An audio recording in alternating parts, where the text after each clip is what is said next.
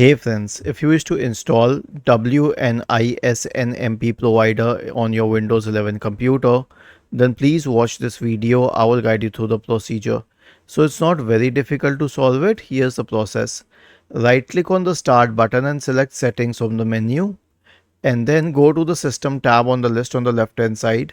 In the right pane, scroll down and then you can select optional features, and then scroll down and check if you have SNMP here. If you do not, then go to view features and type SNMP, and there will be something called as simple network management protocol, SNMP.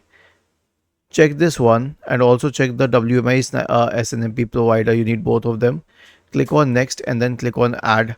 When both of these are added, you can smoothly run SNMP or the simple network management protocol on your computer. Was this helpful? If yes, then please subscribe to the channel.